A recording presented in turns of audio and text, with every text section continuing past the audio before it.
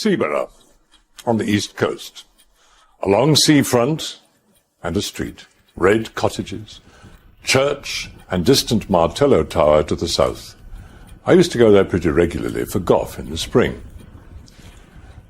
I would put up with the bear with a friend called Henry Long, and we used to take a sitting room and be very happy there. Since he died, I haven't cared to go there, and I don't know that I should anyhow, after the particular thing that happened on our last visit. It was in April 1902 we were there, and by some chance we were almost the only people in the hotel. The ordinary public rooms were practically empty, so we were all the more surprised when after dinner our private sitting room door opened and a young man put his head in. He was rather a rabbity, anemic specimen, light hair, light eyes, but not unpleasing. He made some pretense of reading a book. It became plain after a few minutes that this visitor of ours was in a state of nerves, so I put away my writing and turned to talk to him. After some remarks, he became rather confidential. You'll think it very odd of me, but the fact is that I've had something of a shock. Well, I recommended a drink of some cheering kind, and we had it. And we settled down to hear what his difficulty was. It began, he said, more than a week ago, when I bicycled over to Froston, only about 5 or 6 miles, to see the church. I'm very much interested in architecture, and it's got one of those porches with niches and shields. I took a photograph of it, and then of some coats of arms. One showed 3 crowns, and I, not much of a herald, I recognized it as the old arms of the Kingdom of East Anglia. I looked round, and there was the rector coming up the path. He saw where I'd been looking. "Ah, yes," said the rector. "That's a very curious matter. But I don't know whether a gentleman like yourself is interested in our old stories, "Oh, yes," I said. He told me, the rector, that there'd always been a belief in these parts in the 3 holy crowns. The old people say they were buried in different places near the coast to keep off the Danes, or the French, or the Germans. And they say that one of the 3 was dug up a long time ago, and another disappeared by the encroaching of the sea, and only one is still left doing its work, keeping off invaders. "Do they say where it is?" I asked. The rector said to me, "Yes, indeed, they do, but they don't tell." And his manner did not encourage me to put the obvious question. "I have to tell you first about the Agers," he said. "The Agers?" I repeated. "It's a very old name in these parts," the rector informed me. "These Agers say, or said, that their branch of the family were the guardians of the last crown. A certain old Nathaniel Ager was the first one I knew, and he camped out at a place where the crown is said to be hidden.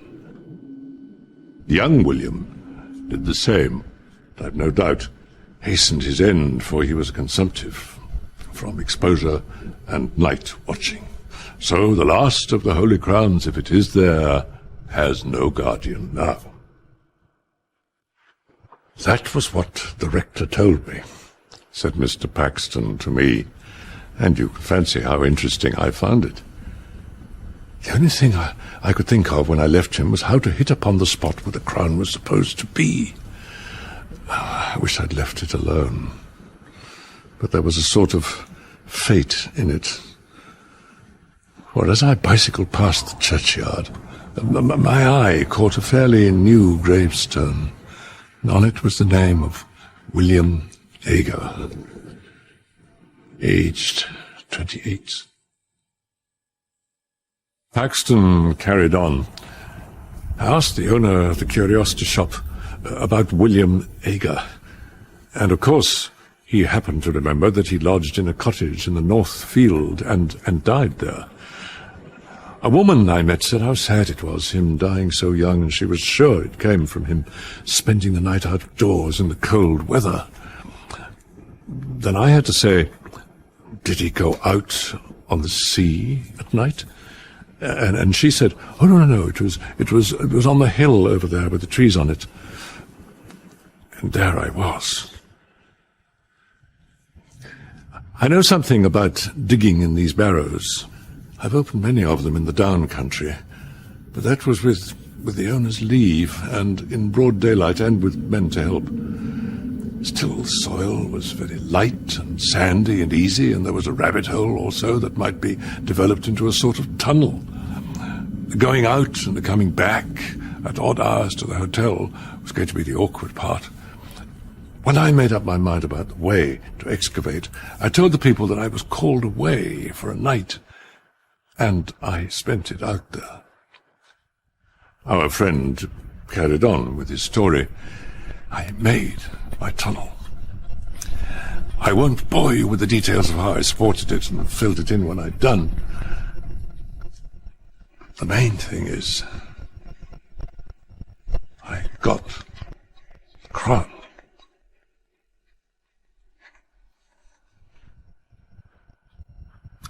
Well, naturally, we, Long and I, we were surprised and interested. No one has ever seen an Anglo-Saxon crown.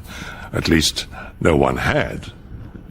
But our man gave us a mournful look. Yes, he said, and the worst of it is, I don't know how to put it back. Put it back? We cried out. Why, my dear sir, you've made one of the most exciting finds ever heard of in this country. But all he did was to put his face in his hands and mutter, I don't know how to put it back. At last, Long said, well, you'll forgive me, I hope, if I seem to be impertinent, but are you quite sure you have got it? He sat up and said, oh, yes, there's no doubt of that. I have it here in my room, locked in my bag. You can come and look at it if you like. I won't offer to bring it here. We weren't likely to let the chance slip. We went with him to his room. It was only a few doors off. The boots boy was just collecting shoes in the passage. Or so we thought. Afterwards, we weren't so sure. Our visitor, Mr. Paxton, was in a worse state of shivers than before. He hurried into the room and beckoned us after him, turned on the light and shut the door carefully, and then he unlocked his kit bag and produced a bundle of clean pocket handkerchiefs in which something was wrapped, laid it on the bed, and opened it up. It was silver, set with some gemstones. The workmanship was plain, almost rough. I can now say that I have seen an actual Anglo-Saxon crown. I was intensely interested, of course. I wanted to turn it over in my hands, but Paxton prevented me. Don't you touch it, he said. I'll do that. And with a sigh that was really dreadful to hear, he took it up and turned it about so that we could see every part of it. Seen enough, he said at last, and we nodded. He wrapped it up and locked it in his bag and stood looking at us forlornly. What is to be done? Was Paxton's opening. It's got to go back, and I daren't be there at night, and daytime's impossible. The truth is that I've never been alone since I touched it. Then it all came out. Paxton looked over his shoulder and beckoned to us to come nearer to him, and began speaking in a low voice. He said, "It began when I was first prospecting, and put me off again and again. There was always somebody, a man, standing by one of the firs. He was never in front of me. I always saw him with the tail of my eye on the left or the right. He was never there when I looked straight at him. I would lie down for quite a long time and take careful observations and make sure there was no one. And then when I got up and began prospecting again, there he was. When I was making the tunnel, Paxton continued anxiously, it was worse. It was like someone scraping at my back all the time. I thought for a long time it was only soil dropping on me, but as I got nearer the crown, it was unmistakable. And when I actually laid it bare and put my fingers into the ring of it and pulled it out, there came a sort of a cry behind me. Oh, I can't tell you how desolate and threatening it was. If I hadn't been the wretched fool that I am, I should have put the thing back and left it, but I didn't. The rest of the time was just awful. I had hours to get through before I could decently come back to the hotel. First, I spent time filling up my tunnel and covering my tracks, and all the while, he was there. Sometimes you see him, sometimes you don't, just as he pleases. He has some power over your eyes. I wasn't off the spot very long before sunrise, and then I had to get to the junction for Seaborough and take a train back. There were always hedges or gorse bushes or park fences along the road, some sort of cover, I mean, and I was never easy for a second. And then, when I began to meet people going to work, they always looked behind me, very strangely. And the porter at the train was like that too. And the guard held open the door after I'd got into the carriage, just as he would if there was somebody else coming, you know. Oh, you may be very sure it isn't my fancy, he said with a mirthless sort of laugh. And then he went on, and even if I do put it back, he won't forgive me, I can tell that. And I was so happy a fortnight ago. He dropped into a chair, and I believe he began to cry. We didn't know what to say, but we felt we must come to the rescue somehow, and so we said that if he was set on putting the crown back in its place, we would help him. And I must say that after what we had heard, it did seem the right thing. If all that Paxton said was true, might there not be something in the original idea of the crown having some curious power bound up with it to guard the coast? It was nearly 10:30. There was a brilliant moon. We were off on this strange errand before we had time to think how very much out of the way it was. Paxton had a large coat over his arm, and under it was the wrapped-up crown. There was nobody about, nobody at all. We went up the road to the church and turned in at the churchyard gate. I confess to having thought that there was, or there might be, some lying there who might be conscious of our business. As we neared the mound up on the ridge, Henry Long felt, and I felt too, that there were what I can only call dim presence is waiting for us, as well as a far more actual one accompanying us. As for Paxton's agitation, he breathed like a hunted beast, and we couldn't either of us look at his face. How he would manage when we got to the very place we hadn't thought about. He'd seemed so sure that that would not be difficult. Nor was it. I never saw anything like the dash with which he flung himself at a particular spot on the side of the mound and tore at it, so that in a very few minutes the greater part of his body was out of sight. We stood holding the coat and that bundle of handkerchiefs and looking very fearfully, I must admit, about us. There was nothing to be seen.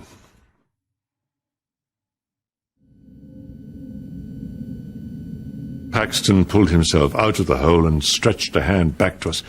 "Give it to me," he whispered. "Unwrapped." We pulled off the handkerchiefs and he took the crown. The moonlight just fell on it as he snatched it. We hadn't touched that bit of metal ourselves, and I've thought since that it was just as well. In another moment, Paxton was out of the hole again and busy shoveling back the soil. His hands were now bleeding. We were a couple of 100 yards from the hill when Long suddenly said to him, "I say, you've left your coat there. That won't do. See?" And I certainly did see a long, dark overcoat lying where the tunnel had been. Paxton hadn't stopped, however. He only shook his head and held up the coat on his arm. When we joined him, he said without any excitement, but as if nothing mattered any more, "That wasn't my coat." And indeed, when we looked back again, that dark thing was not to be seen.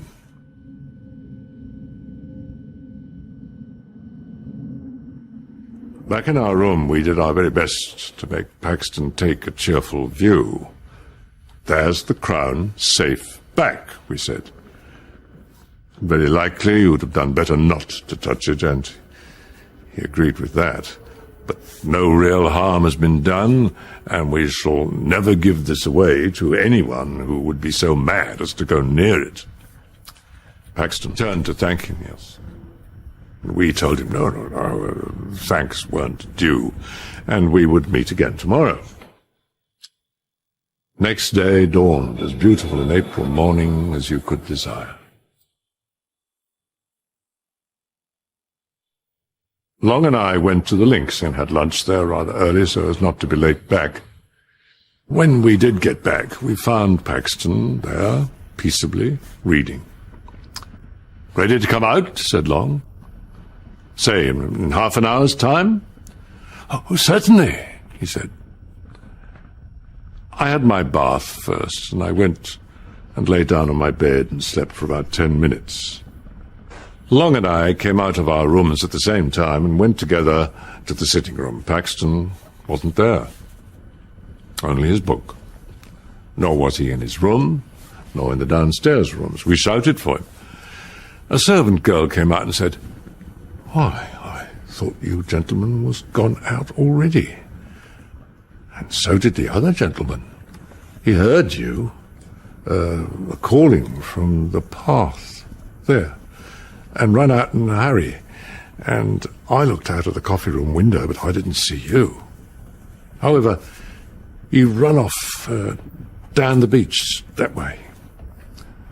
Well, without a word, we ran that way too. It was the opposite direction to that of last night's expedition.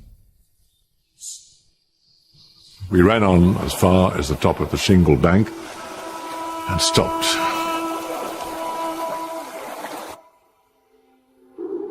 Long said he saw Paxton some distance ahead. running and waving his stick as if he wanted to signal to people who were on ahead of him. I couldn't be sure. One of these sea mists was coming up very quickly from the south. There was someone. That's all I could say. And there were tracks on the sand, like someone running who wore shoes, and there were other tracks made before those, for the shoes sometimes trod in them and interfered with them, of someone not in shoes. There they were, over and over again. And we had no doubt whatever that what we saw was the track of a bare foot that showed more bones than flesh. The notion of Paxton running after anything like that and supposing it to be the friends he was looking for, we were terrified just thinking about it.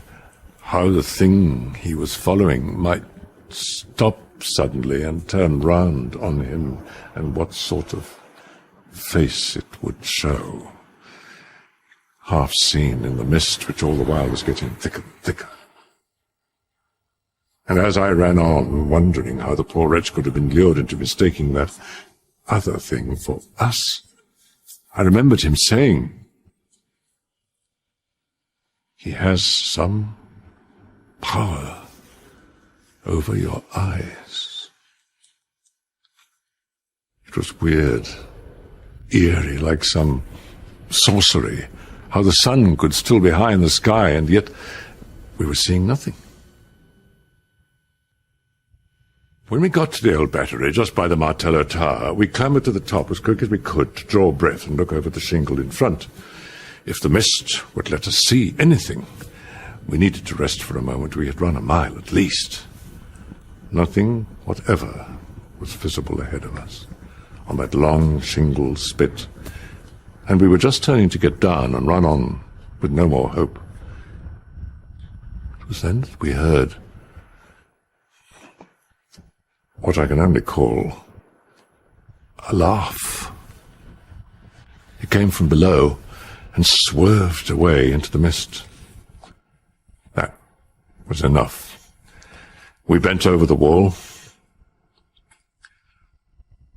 Paxton was there at the bottom. You don't need to be told that he was dead.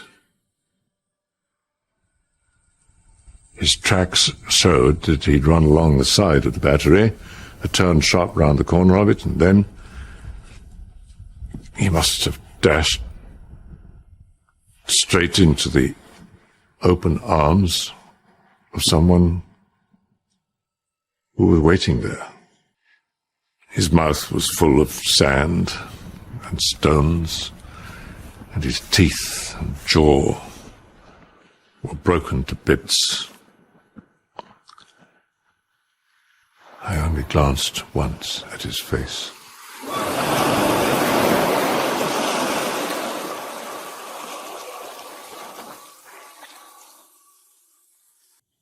What were we to say at the inquest? It was a duty we felt not to give up the secret of the Crown there and then, to have it published in every paper.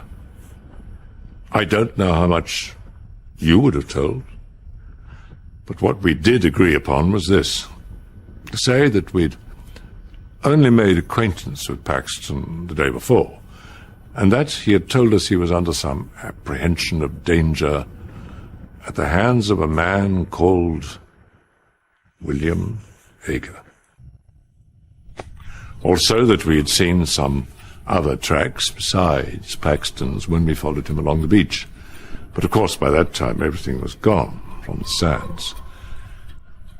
It was just as well that no one had any knowledge of any William Ager living in the district. The evidence of the man, a caretaker at the Martello Tower, who saw Paxton fall, freed us from all suspicion. All that could be done was to return a verdict of willful murder by person or persons unknown. Nothing more could be discovered about Paxton, and so the legal business reached, so to speak, a dead end. And I've never been at Seaborough, or even near it, since.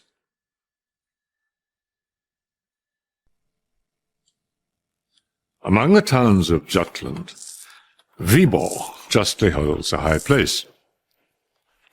It's the seat of a bishopric. It has a handsome but almost entirely new cathedral, a charming garden, a lake of great beauty, and many storks, but I am not writing a guidebook. There are good hotels in Viborg, Preisler's and a Phoenix, but my cousin, whose experiences I have to tell you now, went to the Golden Lion the first time that he visited Viborg. The Golden Lion is one of the very few houses in the town that was not destroyed in the Great Fire of 1726. The sun was setting when my cousin walked up to the door, and the light slanted onto the imposing facade of the house. He was delighted with the old-fashioned aspect of the place, and promised himself a thoroughly satisfactory and amusing stay in an inn so typical of old Jutland. It was not business in the ordinary sense of the word that brought my cousin Mr. Anderson to Viborg. He was engaged upon some researches into the church history of Denmark, and promised to spend as much as 3 weeks examining and copying rare papers. These papers were saved from the Great Fire and charted the last days of Roman Catholicism in the country. He hoped that the Golden Lion would be able to give him a room of sufficient size to serve him as a bedroom and a study. On the first floor, there was a choice of 2 or 3 rooms, which would, so far as size went, suit admirably. Eventually, number 12 was selected. Like its neighbours, it had 3 windows, all on one side of the room. It was fairly high and unusually long. Supper time was approaching, and when Anderson had washed and tidied, he went downstairs. There were still a few minutes before the bell rang. He spent them examining the list of his fellow lodgers. The list was not exciting. The one and only point which suggested any food for thought was the absence of any number 13 from the tale of the rooms. Following supper, my cousin's evening was spent in unpacking and arranging his clothes, books, and papers. Towards 11 o'clock, he decided to go to bed. But with him, an almost necessary preliminary to sleep was the reading of a few pages of print, and he now remembered that the particular book which he'd been reading in the train, and the one that he now wanted, which alone would satisfy him at that present moment, was in the pocket of his greatcoat, hanging on a peg outside the dining room. To run down and find it would only take a moment, and as the passages were by no means dark, it was not difficult for him to find his way back to his own door. So at least he thought, but when he arrived there and turned the handle, the door entirely refused to open, and he caught the sound of a hasty movement towards it from within. Tried the wrong door, of course. Was his own room to the right or to the left? He glanced at the number. It was 13. His room would be on the left, and so it was. It was only after he'd been in bed for some minutes, had read the usual 3 pages or 4 pages of his book, blown out his light and turned over to go to sleep, only then did it occur to him that whereas on the blackboard at the hotel there'd been no number 13, there was undoubtedly a room numbered 13 in the hotel. But probably it was used as a servant's room or something of the kind. After all, it was most likely not so large or good a room as his own, and he looked drowsily about the room in the half-light from the street lamp. It was a curious effect, he thought, Rooms usually look larger in a dim light than a full one, but this seemed to have contracted in length and grown proportionately higher. Well, sleep was more important than these vague ruminations, and to sleep he went. The next day, Anderson attacked the Riksarkiv, the archives of Viborg. The documents laid before him were far more numerous and interesting than he had anticipated. Besides official papers, there was a large bundle of correspondence relating to Göran Fries, the last Roman Catholic bishop. In these letters were intimate details of his private life. There was much talk of a house in the town that the bishop owned, but did not live in. Its tenant, Master Nicholas Franken, had an infamous reputation, it seemed. The reforming party put it about the city that the tenant of the bishop's house was a disgrace, his life a scandal.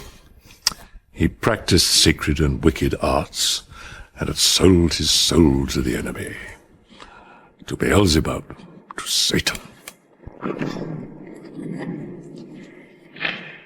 It was an outrage that such a creature, this blood-sucker, should be harbored by the bishop. The bishop met these reproaches boldly. He protested his own abhorrence of all such things as secret arts, and required his antagonist to bring the matter before the proper court.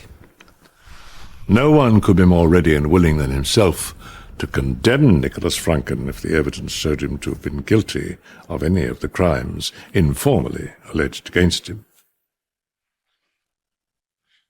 On leaving the office, Mr. Anderson was accompanied by the old gentleman who presided over it, and as they walked, the conversation, very naturally, turned to the papers of which I have just been speaking. "This house of the Bishop Fries," the archivist said, "it is a great puzzle to me where it can have stood. I have studied carefully the topography of Old Viborg, but it is most unlucky. A complete inventory of the bishop's property was made in 1650, which we have in the archive, but the section that listed where the town property was, that has been destroyed." After taking some exercise, I forget exactly how or where, Anderson went back to the Golden Lion, his supper, his game of patience, and his bed. On the way to his room, it occurred to him that he had forgotten to talk to the landlord about the omission of number 13 from the hotel, and also that he might as well make sure that number 13 did actually exist before he made any reference to the matter.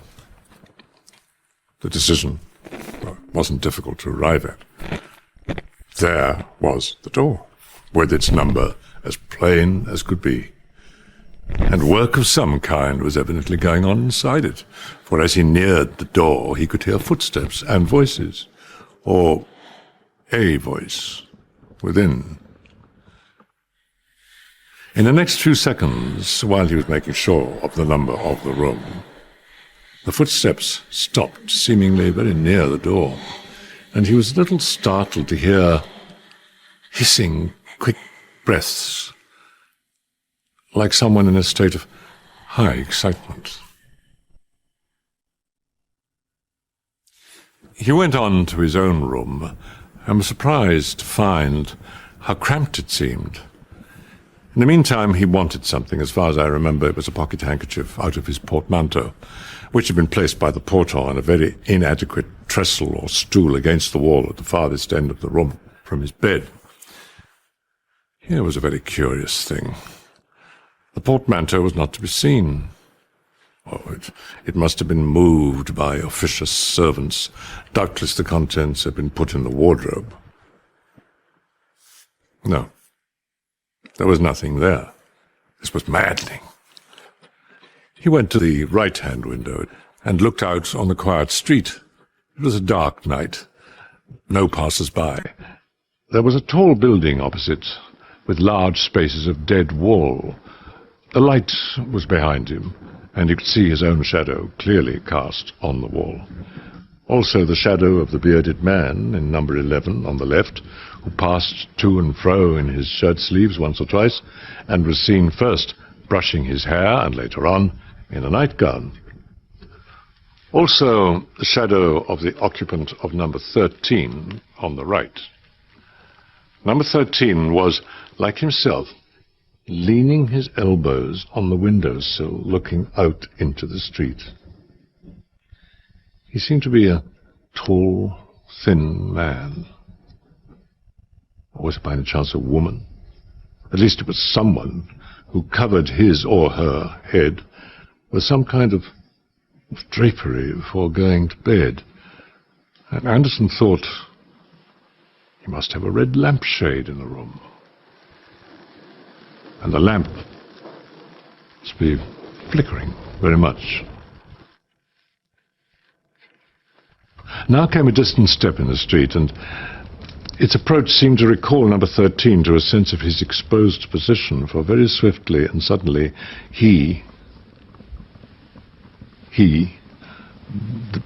the figure, swept aside from the window, and the red light went out.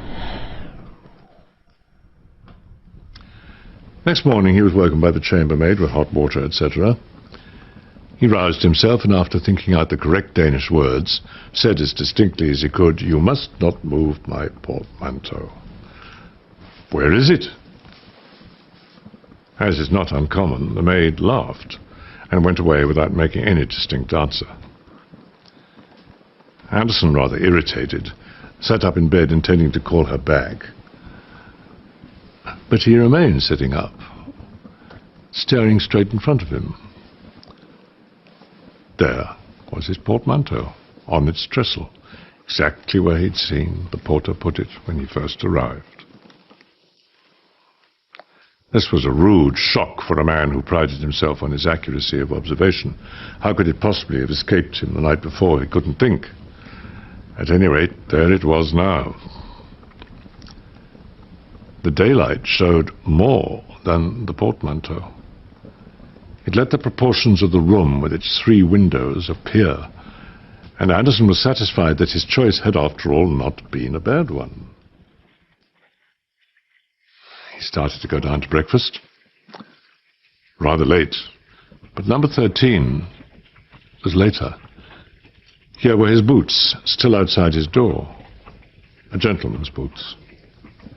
So then number 13 was a man, not a woman. Just then he caught sight of the number on the door. It was 14. He thought he must have passed number 13 without noticing it. 3 stupid mistakes in 12 hours were too much for a methodical, accurate-minded man, so he turned back to make sure. The next number to 14 was number 12, his own room. There was no number 13 at all. During the day, he continued his examination of the episcopal correspondence. To his disappointment, it was incomplete.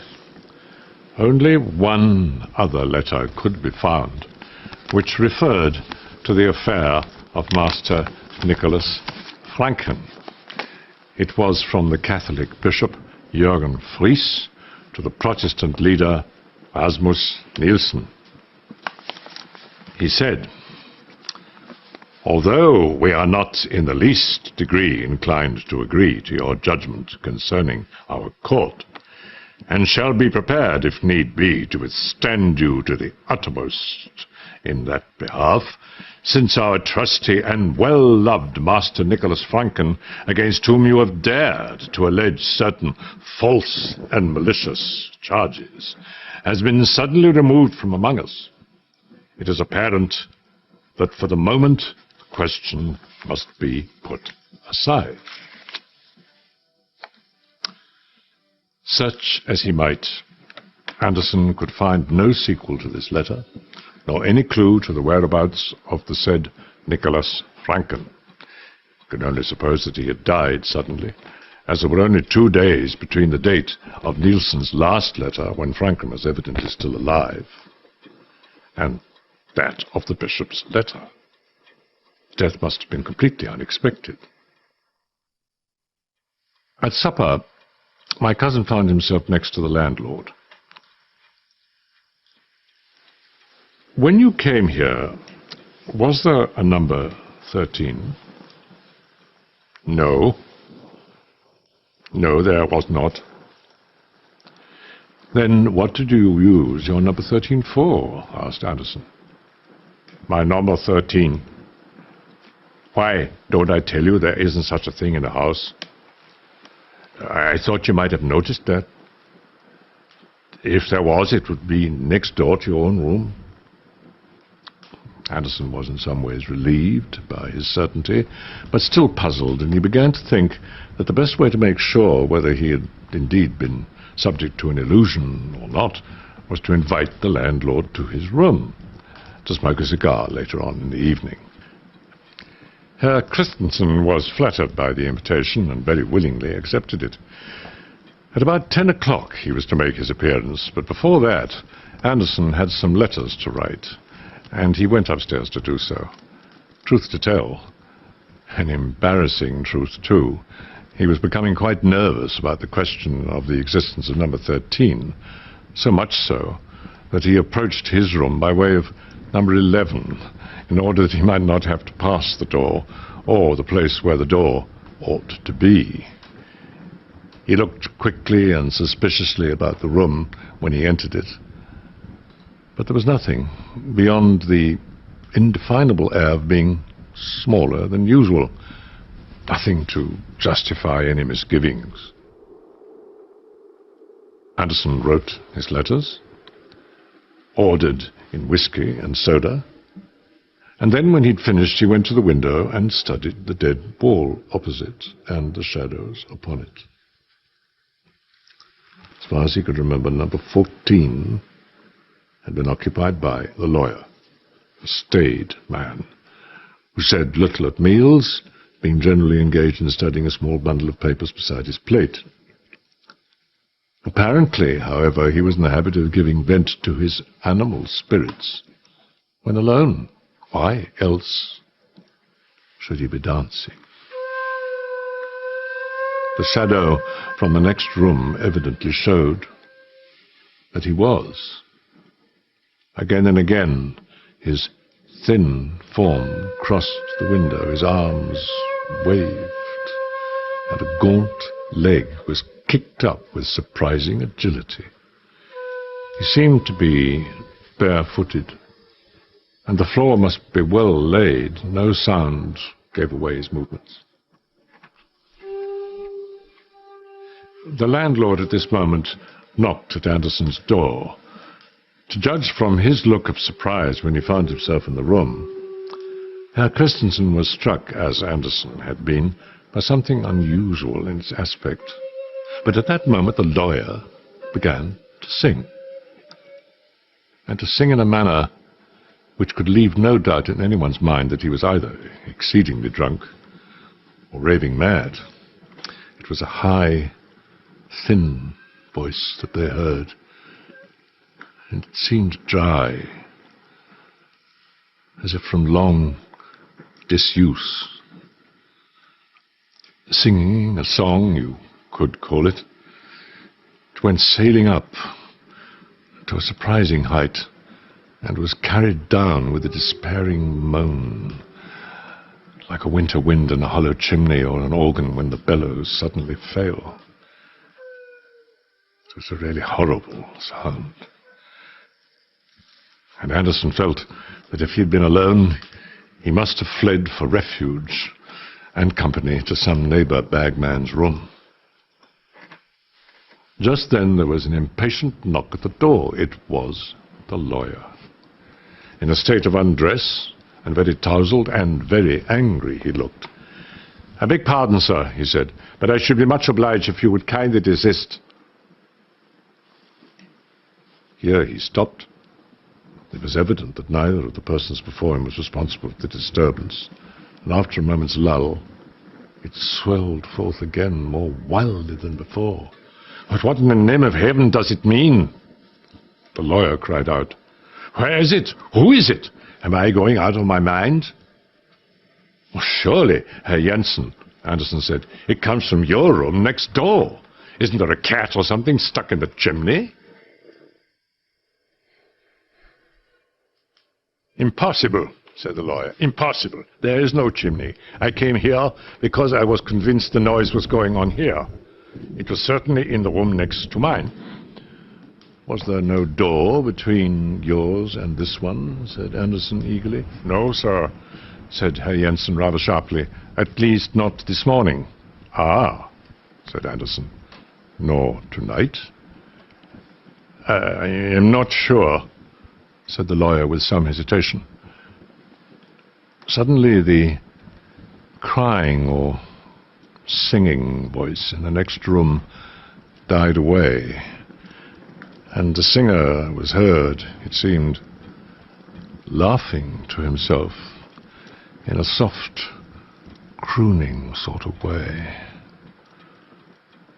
The three men actually shivered at the sound. Then there was a silence. "But we must do something," said Anderson. "The three of us. Shall we go and investigate in the next room?" There was a deadly quiet outside in the passage, but a light shone from under the next door. Anderson and Jensen approached it. Jensen turned the handle and gave a sudden, vigorous push. No use. The door stood fast. "Herr Christensen," said Jensen, "will you go and fetch the strongest servant you have in the place? We must see this through." The landlord nodded and hurried off, glad to be away from the scene of action. Jensen's back was now to the door. In that moment the door opened and an arm came out and clawed at his shoulder. It was clad in ragged, yellowish linen, and the bare skin where it could be seen had long grey hair upon it.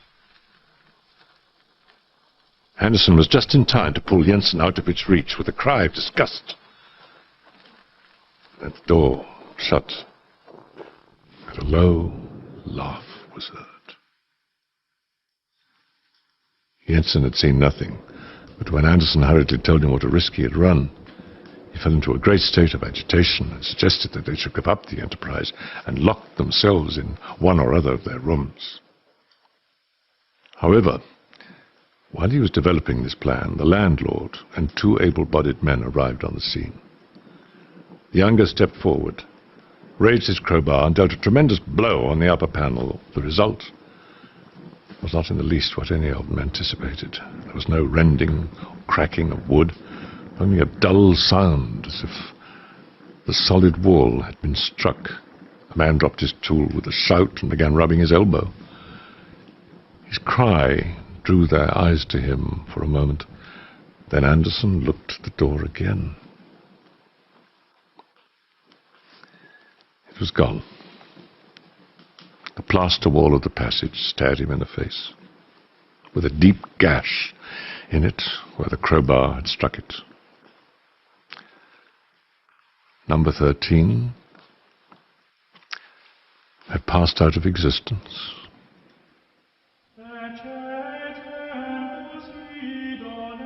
An early cock crowed in the yard, and as Anderson glanced in the direction of the sound, he saw through the window at the end of the long passage that the eastern sky was paling to the dawn.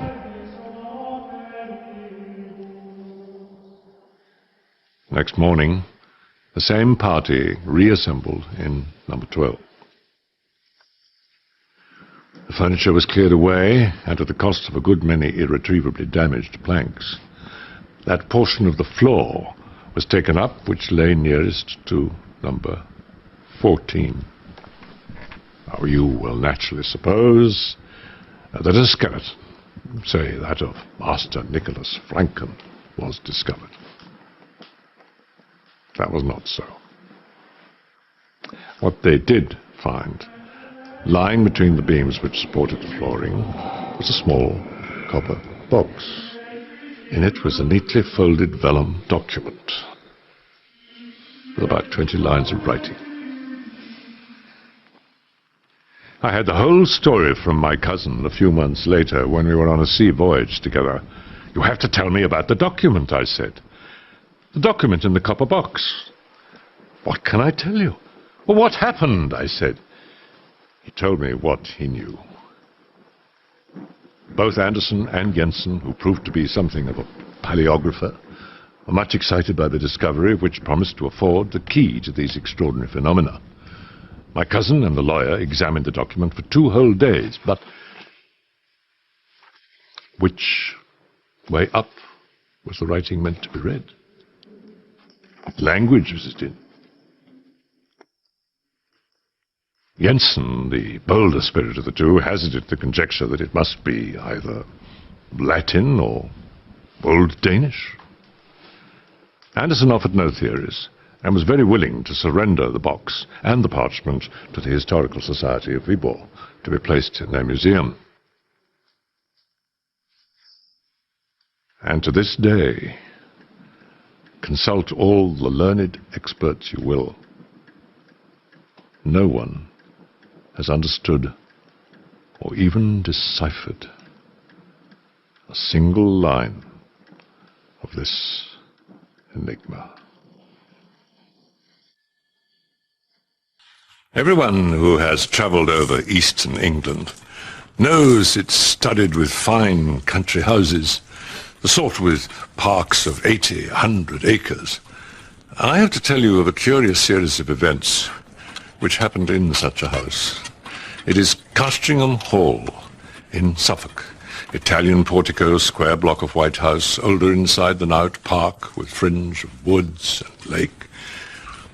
The one feature that marked out the house from a score of others is gone. As you looked at it from the park, you saw on the right a great old ash tree growing within half a dozen yards of the wall. It had more or less attained its full dimensions by the year 1690. In that year, the district in which the hall was situated was the scene of a number of witch trials. Whether the persons accused of this offence really did imagine that they were possessed of unusual powers of any kind, or whether they had the will, at least, if not the power, of doing mischief to their neighbours, or whether all the confessions, of which there are so many, came about because the witch-finders had such cruel ways and means, these are questions which are not, I fancy, yet solved. Castringham, too, contributed a victim to the witch-hunting hysteria. Mrs. Mothersole was her name, and she differed from the ordinary run of village witches only in being rather better off and in a more influential position. Efforts were made to save her by several reputable farmers of the parish. They did their best to testify to her character and were anxious what the verdict of the jury would be. What seems to have been fatal to the woman was the evidence of the then proprietor of Castringham Hall, Sir Matthew Fell. He testified to having watched her on 3 different occasions from his window at a full moon, gathering sprigs from the ash tree near his house. She climbed into the branches, clad only in her shift, and was cutting off small twigs with a peculiarly curved knife. And as she did so, she seemed to be talking to herself. On each occasion, Sir Matthew had done his best to capture the woman, but she'd always taken alarm at some accidental noise he had made, and all he could see when he got down to the garden was a hare running across the park in the direction of the village. Mainly on this evidence of Sir Matthew's, though there was much more of a less striking and unusual kind from other parishioners, Mrs. Mothersole was found guilty and condemned to die. She was hanged a week after the trial, with 5 or 6 more unhappy creatures at Bury St. Edmunds. Sir Matthew Fell, then Deputy Sheriff, was present at the execution. It was a damp, drizzly March morning when the cart made its way up the rough grass hill outside Northgate, where the gallows stood. The other victims gave up hope. They were broken down with misery. But Mrs. Mothersole was, as in life, so in death, of a very different temper. Her poisonous rage, as a reporter of the time puts it, did so work upon the bystanders, even upon the hangman, that it was said by all that saw her that she seemed to turn into a mad devil before their very eyes. Yet she offered no resistance to the officers of the law. But for those who laid hands on her, she had such fury and spite in her face, as one of them told me afterwards. The very memory of it preyed upon his mind for the next 6 months. However, all that she is reported to have said were the seemingly meaningless words, which she repeated more than once in an undertone. "There will be guests at the hall."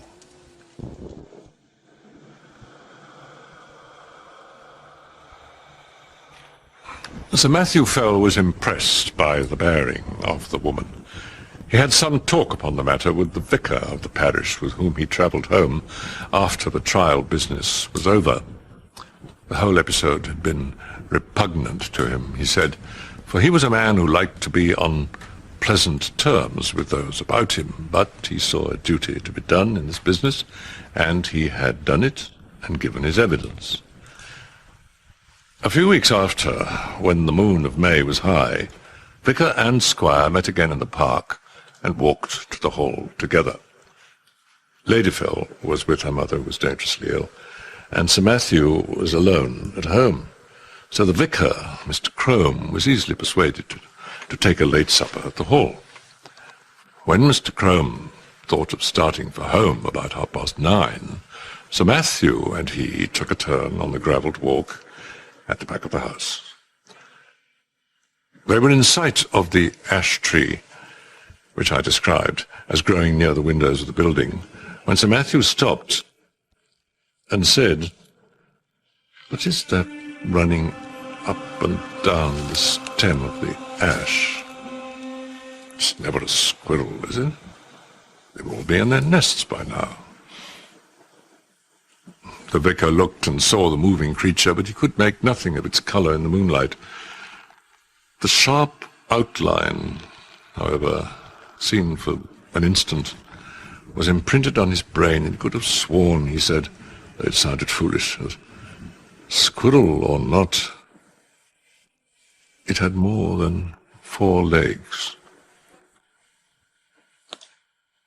Next day, Sir Matthew Fell had failed to appear downstairs by his usual 6 o'clock.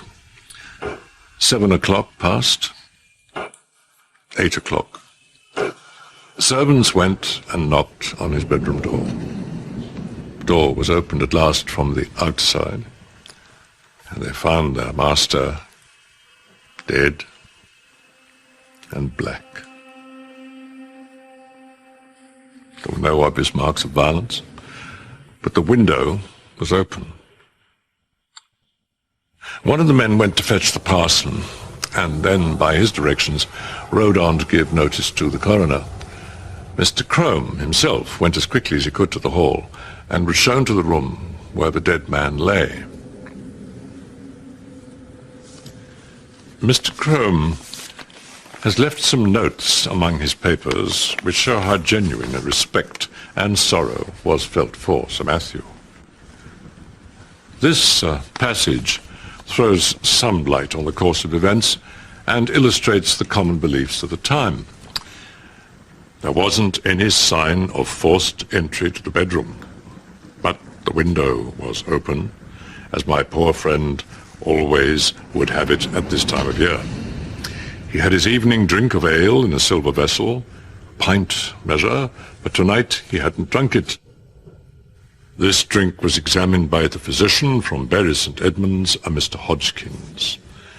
On oath, he declared that he couldn't detect any substances of a venomous kind, but as was natural because the corpse was so swollen and black, there was talk among the neighbors of poison.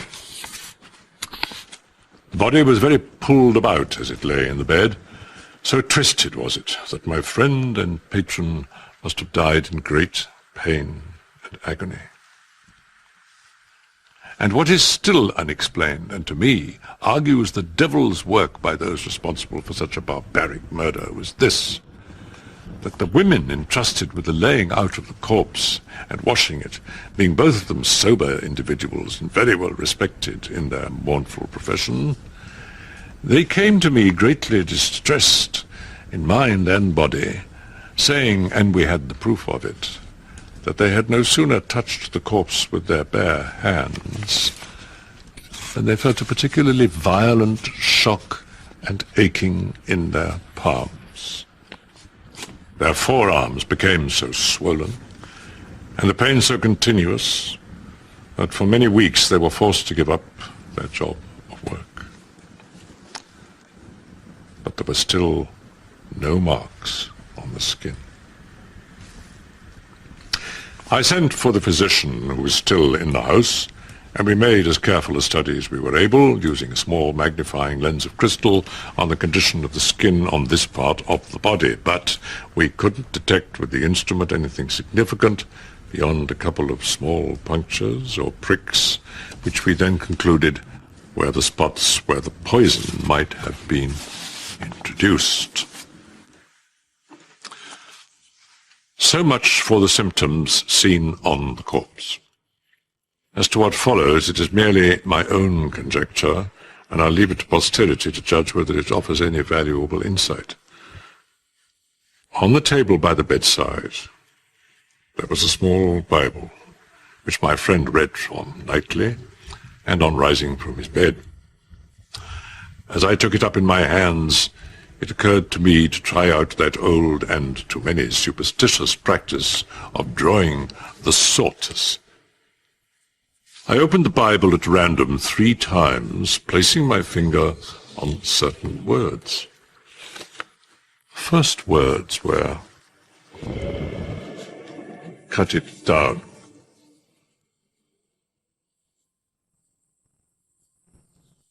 And the second time, "It shall never be inhabited." And the third, "Her young ones also suck up blood."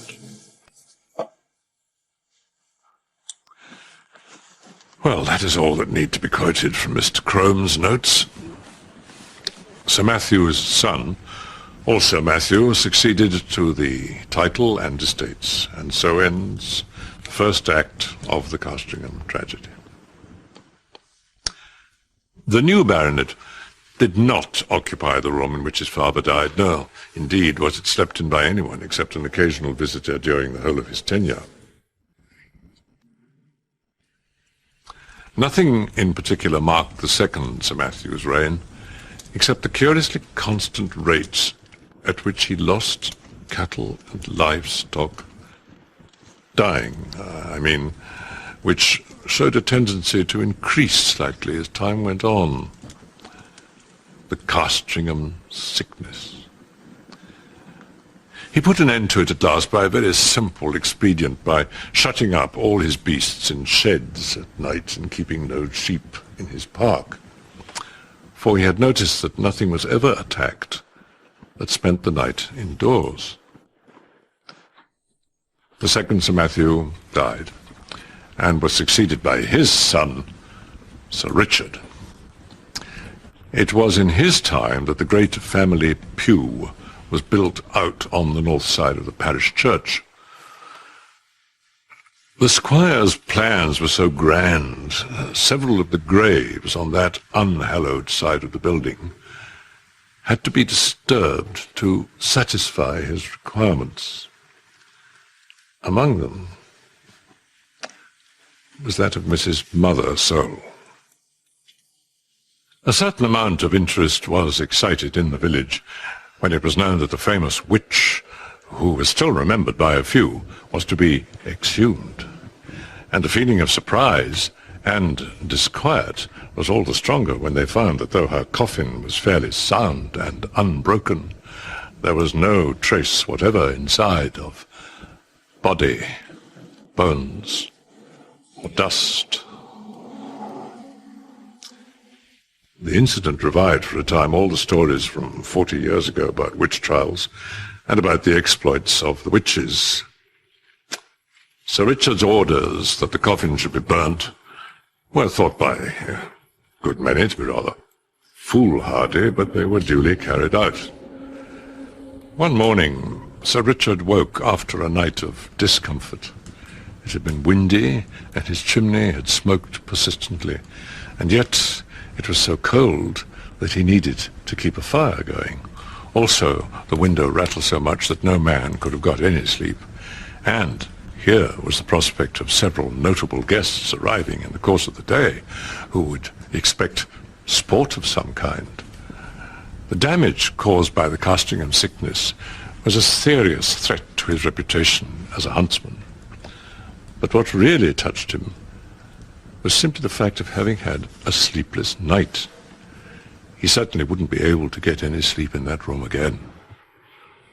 He must have a room with a western lookout, so that the sun could not wake him early, and it must be away from the business of the house. The housekeeper was at her wit's end. "Well, Sir Richard," she said, "you know that there's only one room like that in the house." "Which may that be?" said Sir Richard.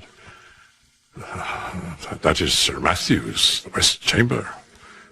"Well, put me in there. Well, that's where I'll sleep tonight," said her master.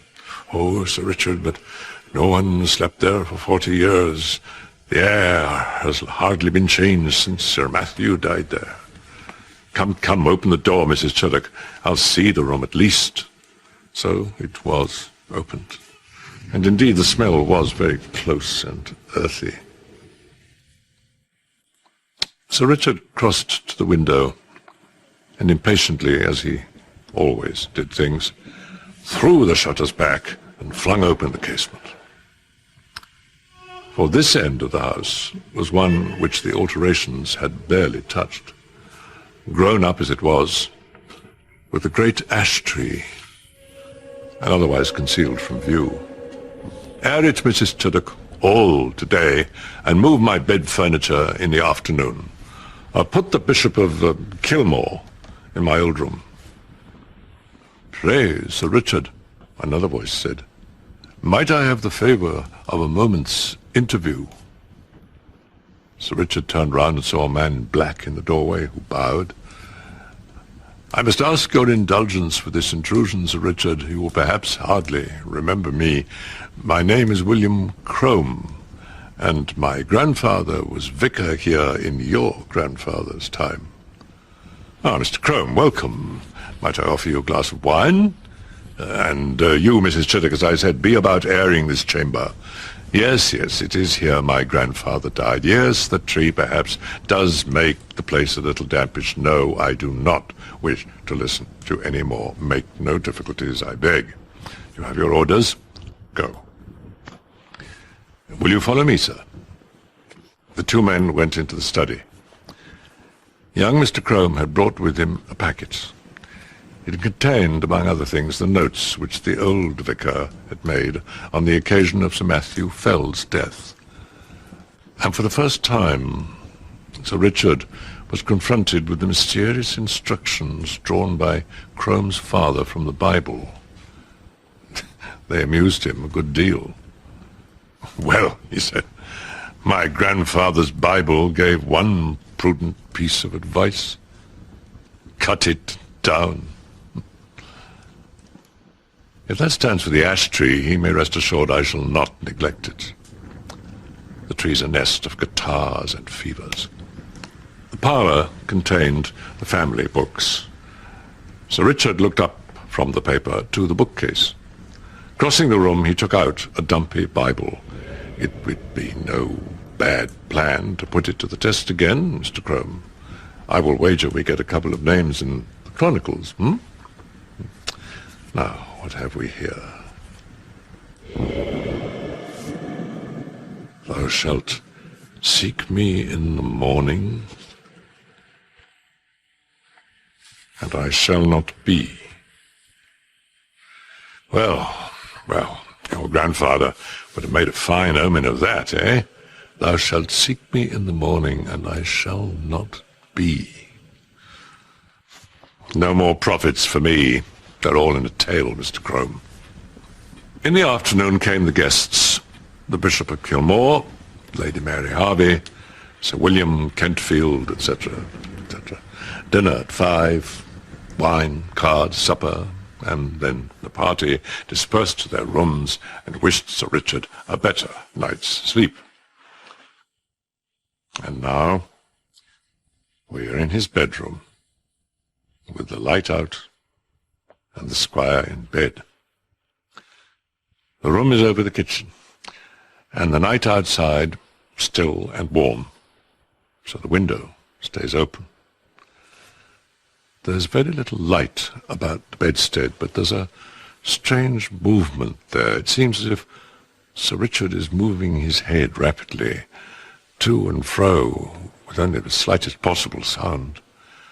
Now, you would guess, so deceptive is the half-darkness, that he had several heads, round and brownish, which move backwards, forwards, as low as his chest.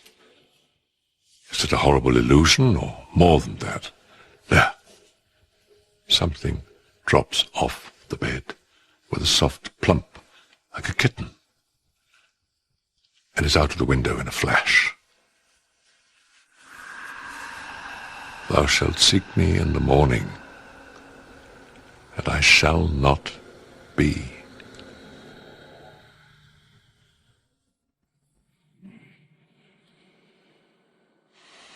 As with Sir Matthew, so with Sir Richard. Dead and black in his bed.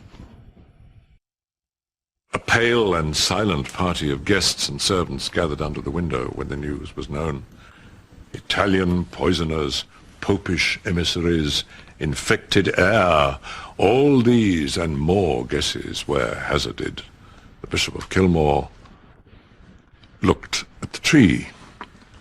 In the fork of its lower boughs, a white tomcat was crouching, looking down the hollow which years had gnawed in the trunk. It was watching something inside the tree with great interest.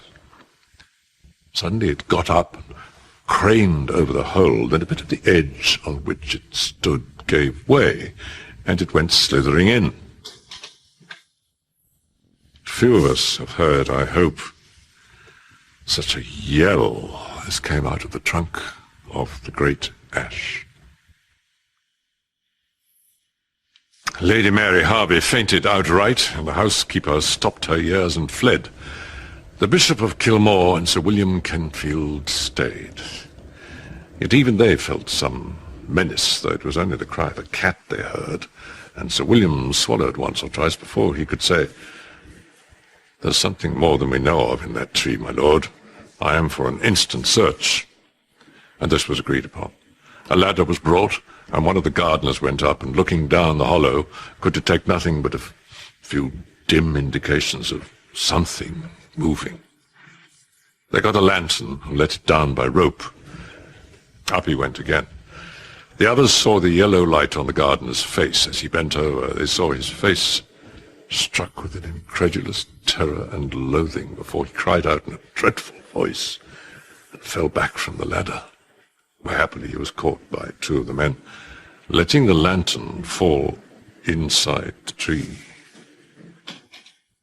He was in a dead faint, and it was some time before any word could be got from him. But then they had something else to look at. The lantern must have broken at the bottom, and the light in it caught upon dry leaves and rubbish that lay there, for in a few moments a dense smoke began to come up, and then flame. and to be short, the tree was in a blaze. First, at the fork, they saw a round body covered with fire, the size of a man's head, appear very suddenly, then seem to collapse and fall back. This 5 or 6 times, then a similar ball leapt into the air and fell on the grass, where after a moment it lay still. The bishop went as near as he dared to it and saw the remains of an enormous spider, all veined and seared. And as the fire burned lower down, more terrible bodies like this began to break out from the trunk. Spiders covered with greyish hair. All that day the ash tree burned, and until it fell to pieces, the men stood about it and from time to time killed the brutes as they darted out. At last there was a long interval when none appeared, and they cautiously closed in and examined the roots of the tree. They found, said the Bishop of Kilmore, below it a rounded, hollow place in the earth. Inside were 2 or 3 bodies of these creatures that had been smothered by the smoke. And what is to me more curious, at the side of this den, against the wall, crouched the skeleton of a human being. The skin was dried upon the bones. There were some remains of black hair. Examination proved it to be the body of a woman. She'd been dead for the last 50 years. Recently I was cataloguing the manuscripts in the library of a Cambridge college. I reached the end of the numbered volumes on the shelves, and I asked the librarian whether there were any more papers which he thought I ought to include in my description. There was a tin box which was pulled out and dusted. Its label was faded, and on it was inscribed, "Papers of the Venerable Archdeacon Haynes, bequeathed in 1834 by his sister, Miss Letitia Haynes." I knew the name at once. I'd read his obituary in the Gentleman's Magazine years before. Archdeacon Haynes, who came to a very odd end at Barchester.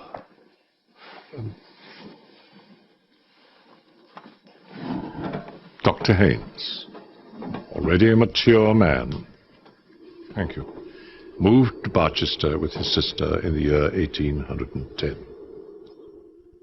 The office of Archdeacon had long been the object of his wishes, but his predecessor, Pulteney, refused to depart until he had attained the age of 92. About a week after the celebrations of that 92nd birthday, Dr. Haynes hurried cheerfully into his breakfast room, rubbing his hands, humming a tune. He was greeted by the sight of his sister seated in her usual place behind the tea urn, but bowed forward and sobbing unrestrainedly into her handkerchief. What is the matter? What bad news? He began. "Oh, Johnny, you haven't heard. The poor dear Archdeacon." "The Archdeacon? Yes. Well, what is it? Ill, is he?" "Oh, no. They found him on the staircase this morning.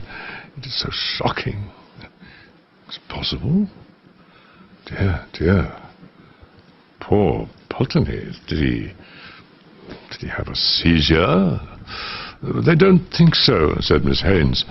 "That is almost the worst thing about it. It seems to have been all the fault of that stupid maid of theirs, Jane." Dr. Haynes paused. "I don't quite understand, Letitia. How was the maid at fault?" As far as I can make out, Miss Haynes said, there was a stair rod missing, and she never mentioned it. And the poor Archdeacon Pulteney set his foot quite on the edge of the step. You know how slippery that oak is. And it seems he must have fallen almost the whole flight and broken his neck.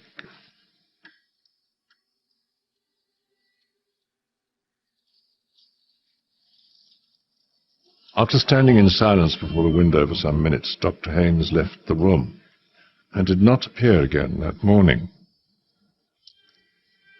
I need only add that the careless maidservant was dismissed forthwith, but that the missing stair rod was very shortly afterwards found under the stair carpet. Additional proof, if anyone needed, of extreme stupidity and carelessness on her part. For a good many years, Dr. Haynes had been marked out by his ability, which seems to have been really considerable, as the likely successor of Archdeacon Pulteney, and he wasn't to be disappointed. He was duly installed and zealously gave himself over to the responsibilities of his new position. Functions, as he discovered, sadly neglected by the late Archdeacon Pulteney. Look in Haynes' journals. He lists what Archdeacon Pulteney has failed to do. Dues uncollected for 12 years, no visits for 7 years, 4 churches in disrepair, his deputies nearly as incapable as himself.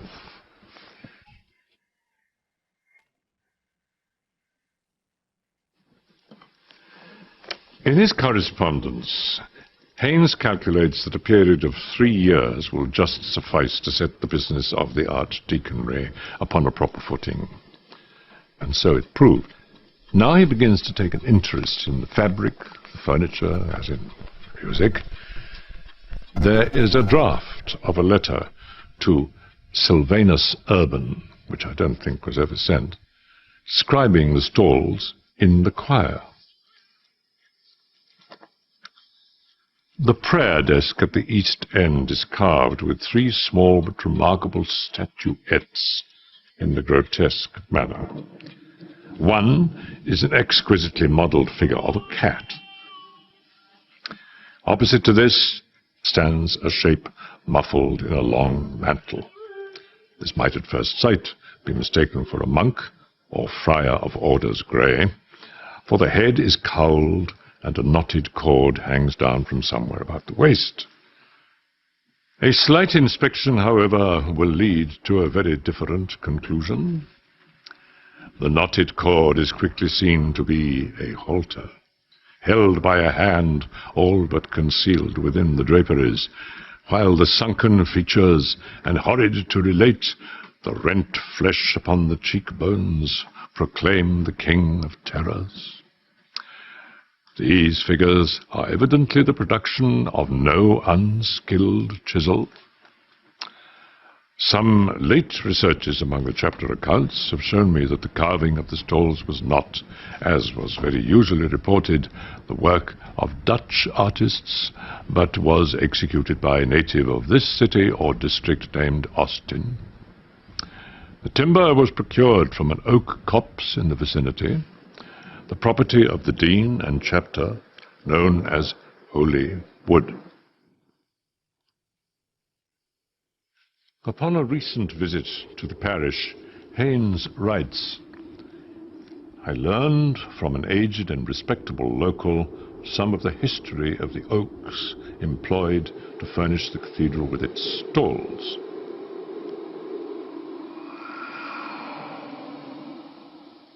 Of one tree in particular, which stood near the center of the grove, it is remembered that it was known as the Hanging Oak.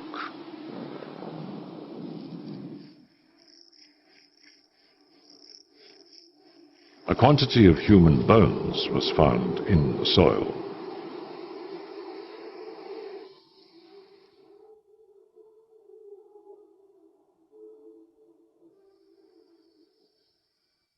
To return to his career, as it is to be gathered from his diaries, Those of his first 3 years of hard and careful work show him throughout in high spirits, and doubtless during this time that reputation for hospitality and urbanity, which is mentioned in his obituary notice, was well deserved.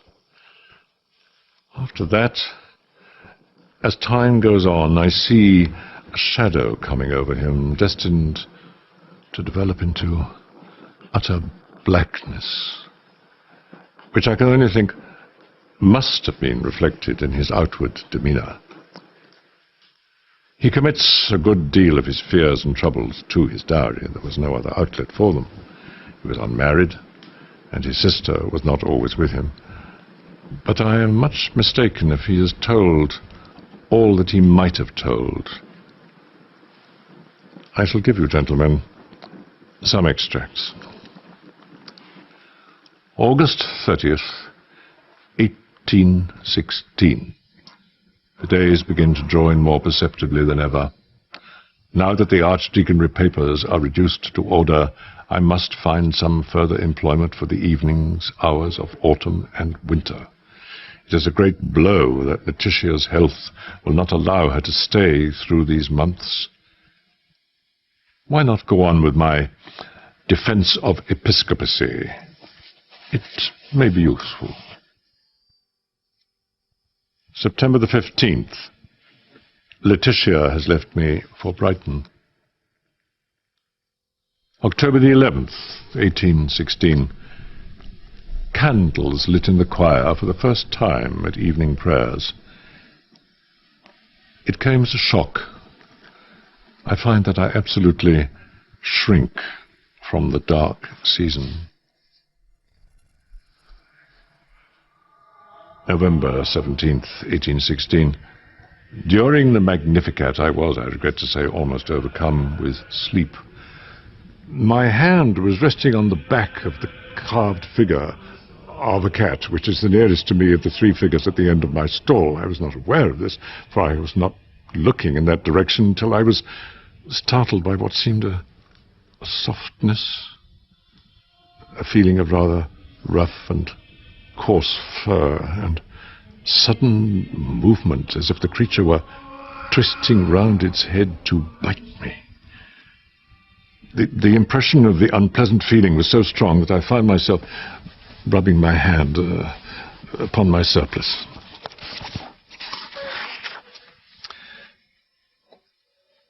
December 6th, 1816.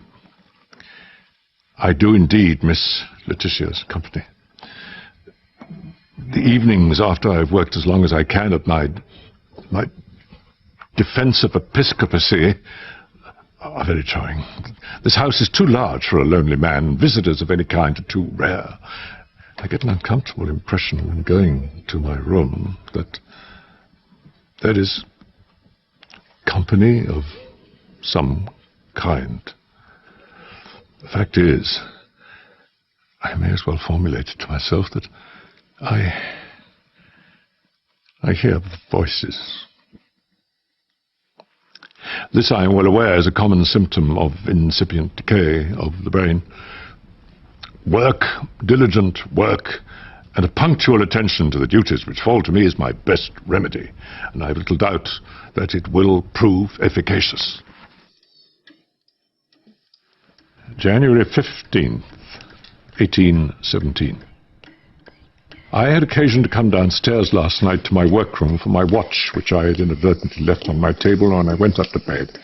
I think I was at the top of the last flight when I had sudden impression of a sharp whisper in my ear. Take care. I clutched the balusters and naturally looked round at once. Of course there was nothing. After a moment I went on. There was no good turning back, but I had, as nearly as possible, fallen. A cat, a large one by the feel of it, slipped between my feet. But again, of course, I saw nothing. It may have been the kitchen cat, but I do not think it was. Now, I digress to mention a document which rightly or wrongly, I believe to have a bearing on the thread of my story. The account books of Dr. Haynes show, from a date but little later than that of his institution as Archdeacon, a quarterly payment of £25 to J.L. Nothing could have been made of this had it stood by itself. But I connect with it a very soiled and ill-written letter which was in a pocket in the cover of a diary.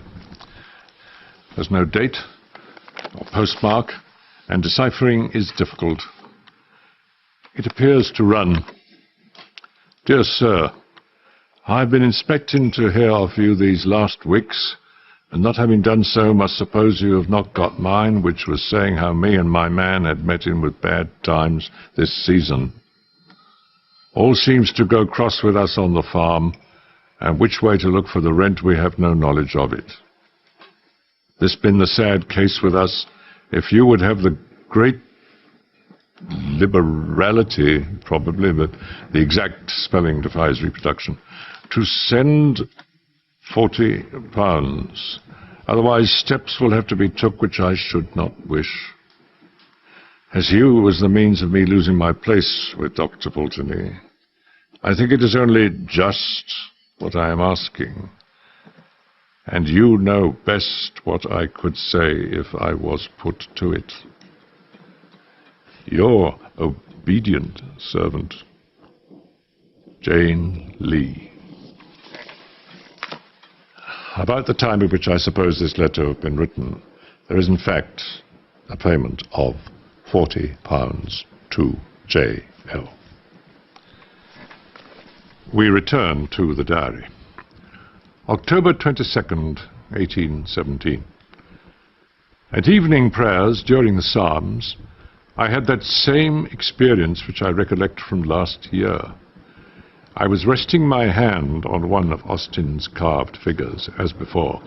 I usually avoid that of the cat now. And I was going to have said, a change came over it, but that seems to be making too much of what was a physical upset in myself. At any rate, the wood seemed to become chilly and soft, as if made of wet linen.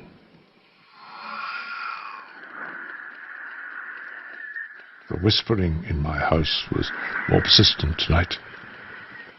I seemed not to be rid of it in my room. A nervous man, which I am not, and hope I am not becoming, would have been very annoyed, if not alarmed, by it. The cat was on the stairs tonight.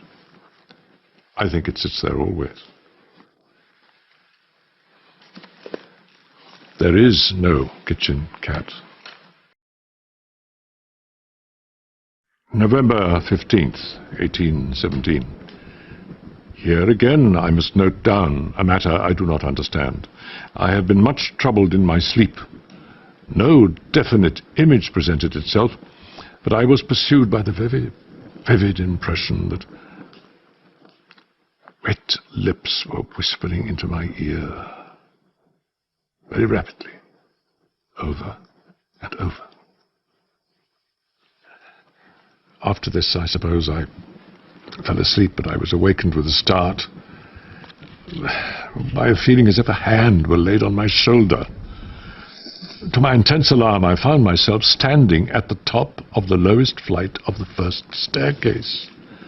The moon was shining brightly enough through the large window to let me see that there was a large cat upon the second or third step. I can make no comment. I crept up to bed again. I do not know how. Yes, mine is a heavy burden.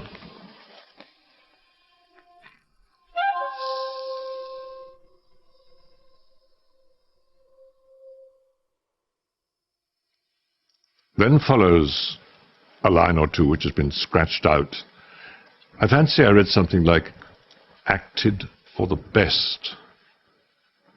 Not long after this, it's evident to me that the Archdeacon's firmness began to give way under the pressure of these phenomena.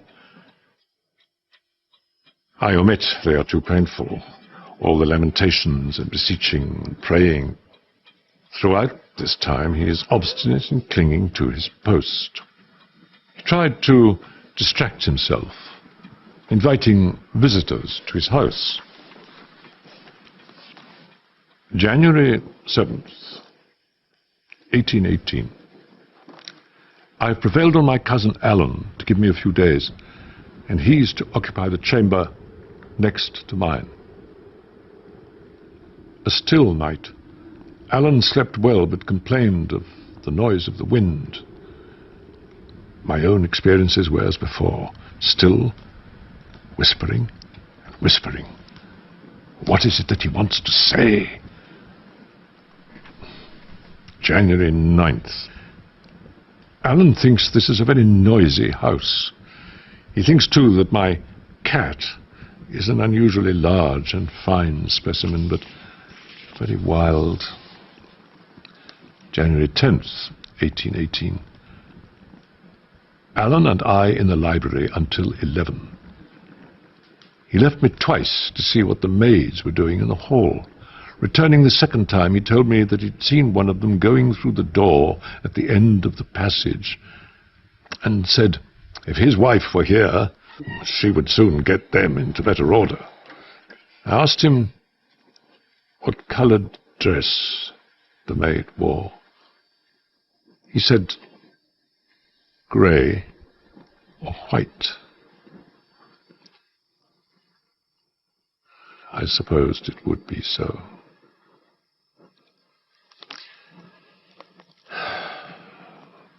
January 11th, 1818. Alan left me today. January 15th. I must be firm. January 20th. I must be firm. I must be firm. I must be firm. I must be firm. I must be firm.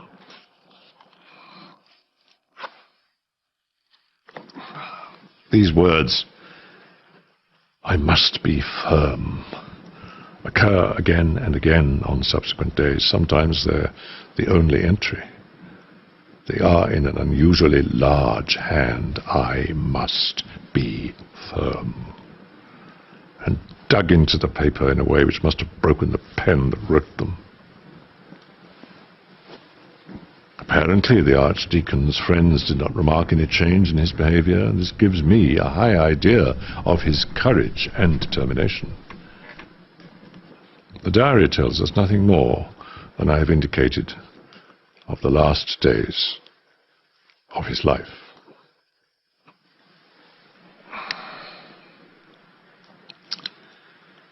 The end of it all must be told in the polished language of the obituary notice. The morning of the 26th of February was cold and tempestuous. At an early hour, the servants had occasion to go into the front hall of the residence occupied by the lamented subject of these lines. What was their horror upon observing the form of their beloved and respected master lying upon the landing of the principal staircase in an attitude which inspired the gravest fears. The vertebral column was fractured in more than one place. This might have been the result of a fall.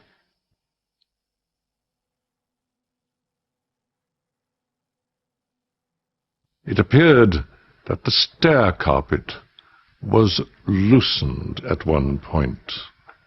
But in addition to this, there were injuries inflicted upon the eyes, nose, and mouth, as if by the agency of some savage animal, which, dreadful to relate, rendered those features unrecognizable. vital spark was, it is needless to add, completely extinct.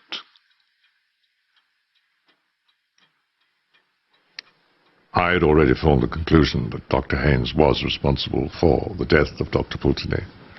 Haynes' ambition, the missing stair rod, the maid's dismissal, her demand for money, all point to his guilty hand.